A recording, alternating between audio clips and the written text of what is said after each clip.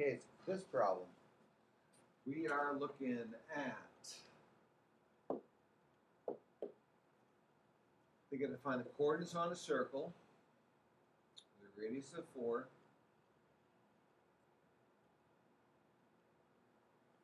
after the angles turn 2/3 pi radians. Okay.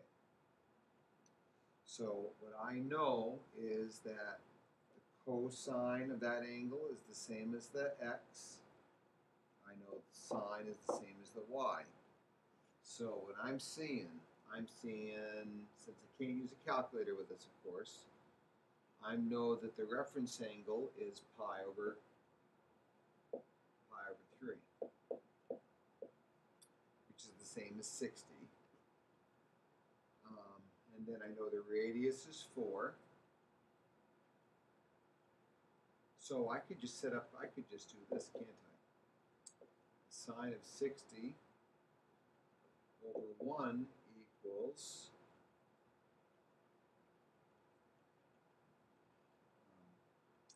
radius is 4. I want to know the y over 4. Now, I know the sine of 60 degrees is the square root of 3 over 2. You can look in your table and figure that out. It's negative, it's positive in this quadrant, sorry, because seniors or students, okay, equals y over 4. So if I do the cross products of this, I could write 4 times 2/3 over 2, which would be 2 square roots of 3. So that would be the y coordinate. If I want to find the x coordinate, I could do that same kind of thing. I could say the cosine of 60 degrees equals x over 4. Well, the cosine of 60 degrees is a half, but in this quadrant, it's negative. If I multiply both sides by 4, I'm going to get negative 2. As I'm doing this, I'm realizing that I could have just done a 36 right triangle and not have to deal with any trig. But that's the coordinates of that point. What I was meaning by the 36 right triangle, if that's a 60-degree angle and that's a 30-degree angle here, I know the side opposite the hypotenuse, the side opposite 30-degree angle is a half, and it's negative in that quadrant, or half. But since the radius is 4, half of 4, it would be negative 2, and that would check with that. And the same thing with this. With this side is the square root of 3 over 2, or half the hypotenuse, the square root of 2.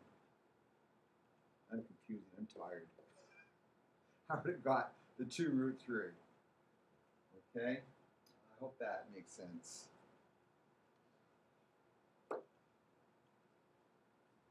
Find all values of theta between 0 and 360 where the cosine's a half.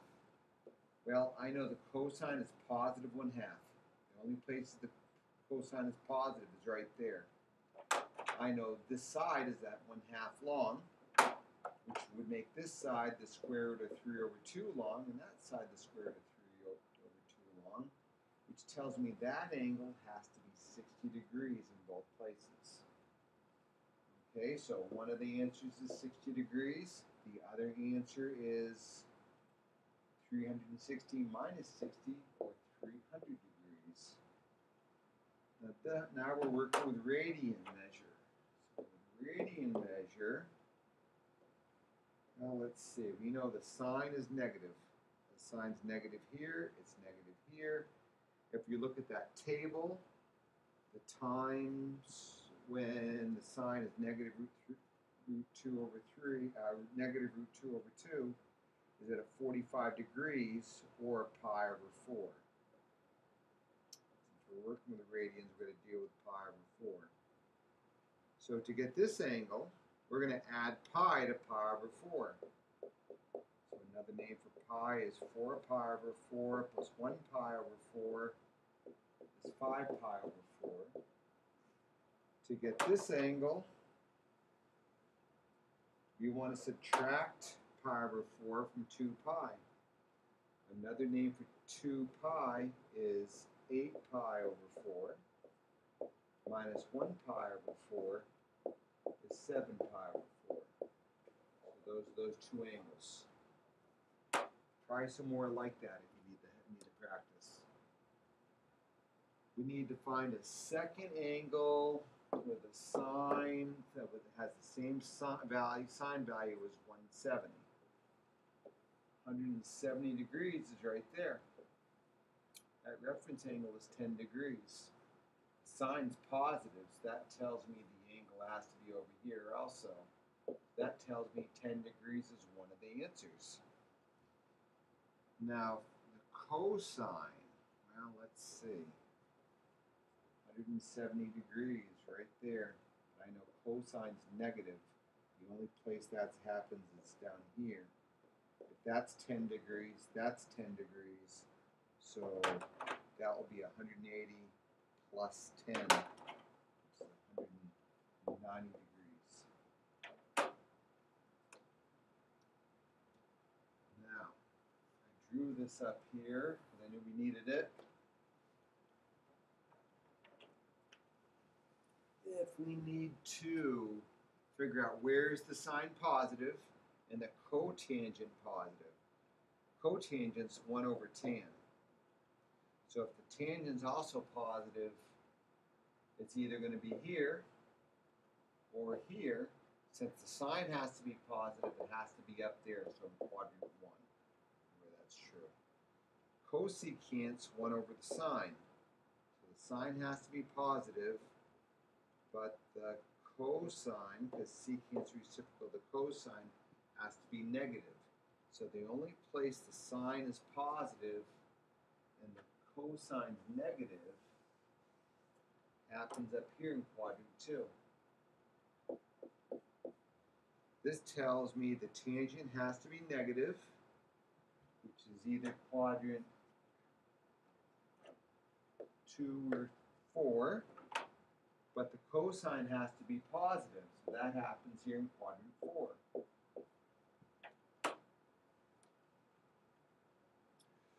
Okay, we know that the tangent has to be negative, and the sine is positive. That locks us into this quadrant. We know the hypotenuse is 7. We know the opposite is 3. So this side here will be the square root of 49 minus 9, which is the square root of 40, which I can take a 2 out because this is 4 times 10, remember. I'm taking the square root. So 2 square roots of 10 is the length of that side, and of course it's negative.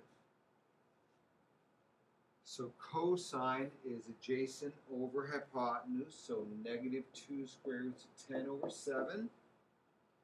Tangent will be 3 opposite over adjacent, but I should rationalize that, so negative 3 square roots of 10 over 20. The secant is a reciprocal of the cosine, so I'm going to take 7 over negative 2 square roots of 10, but of course I'm going to rationalize. So that'll be, let me go with a thinner pen. That will be negative 7 square roots of 10 over 20. The cosecant's the reciprocal of the sine, since the sine was 3 over 7.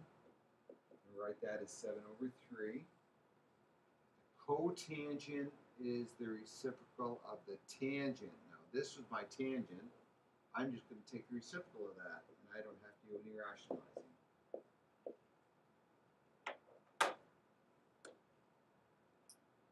Okay, we got a little trig identity to do. I'm going to pause this for a minute. So I know these basic identities, that the secant's reciprocal of the cosine. If it is squared, it's just squared. So I'm going to rewrite everything in terms of sine and cosine, which tells me I'm going to write secant squared as 1 over cosine squared theta times the sine of theta, and of course that's over 1, and this is all over sine theta cosine theta. So what does that do for me? Well, I can multiply those two top fractions, write it as sine theta over cosine squared theta, and then dividing by sine theta over cosine theta. Which, when I'm dividing fractions, I want to multiply by the reciprocal of the second fraction, remember. That cancels out one of the cosines. That sign cancels out and with ones. So that's 1 over cosine theta, which we know is the same thing as secant theta. So that's how that fraction simplifies. I know these three Pythagorean identities are all just variations of each other, right? I'm subtracting the sine for this one, and I'm subtracting the cosine for this one. And then I'm looking at this expression, and I'd say, hey, I can just replace this denominator here with sine squared theta. So cosine squared theta over sine squared theta. And then I know that the cosine over the sine is another name for the cotangent. So this whole expression just becomes cotangent squared theta.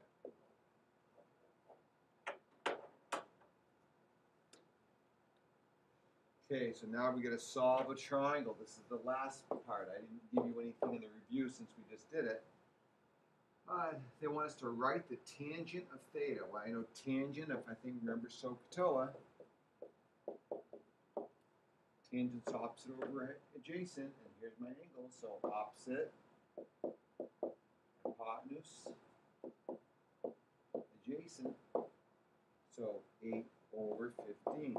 Done. Cosine of b, of beta. Beta's right here, so that the hypotenuse doesn't change. The opposite and adjacent do. So that's going to be cosine we want. So we want adjacent over hypotenuse. So we've got a 20-foot ladder leaned up against the building. We know the angle between the ladder and the ground is 60 degrees. How far up the building is the base of the ladder? Well, I don't have a calculator. I'm not supposed to use a calculator. I can use this. Actually, I can do this entirely without trigonometry if I remember my 36-degree right triangles. So this is supposed to be half. Here's the 30-degree angle.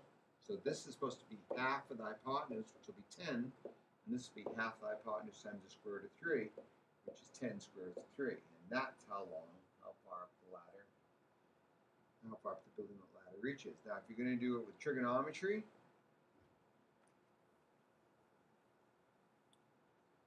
I can say this is the opposite side. This is the hypotenuse. So I could write this as sine of 60 equals x over 20. If you looked on your table that gave you the sine of 60, you'd see that's root 3 over 2. And that equals x over 20. If I do my cross products, I'm going to get 20 root 3 over 2. 2 cancels into 10. You get 10 squared root of 3. Same math, same answer, just a slightly different math. And that's it.